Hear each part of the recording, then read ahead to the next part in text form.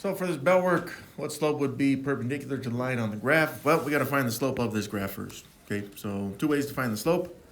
You can either use the slope formula. Slope equals, remember, it'll always be subtraction between the values, but you got to put your y's in the numerator and x's in the denominator. So y's on top, x's on bottom, from whatever ordered pairs you use, okay, or whatever ones you find. Now, when we find ordered pairs on the line, because this one's not giving us any dots, which is kind of good, it's good for us, you got to make sure that the line is going through a corner of the grid so that you can't have any decimal values or fractional values in your ordered pair. And the first one I notice is the y-intercept right here. So my y-intercept is at 0, 5.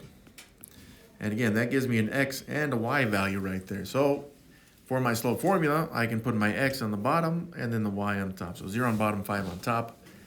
And then I just need any other ordered pair, and you can see actually there's several to choose from on this. You could have chose this one or this one or this one.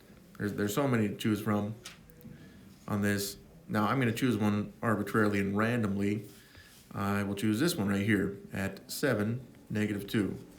Now let's say you chose a different point, you're going to get the same slope because it's a straight line. So the steepness of the line is never changing, and that's good.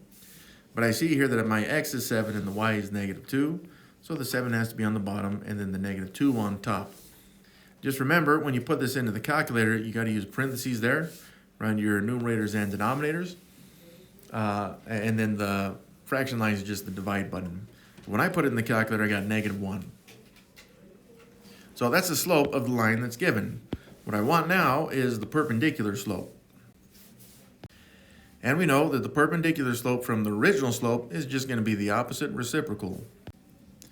So we got to look at the original slope, which we already found.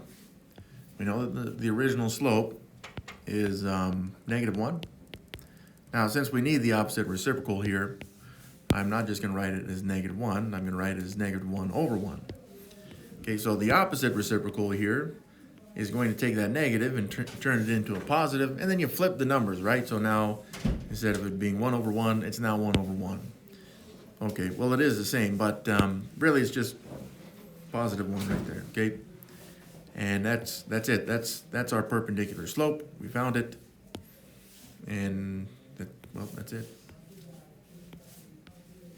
Okay, the other way you could have found the original slope, so going back a little bit, is you would have used 2 points like the two that I found, and I can see there that I'm going to go down and then to the right.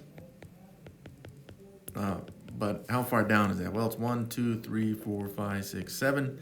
So I went down 7. So as rise over run, that would be -7.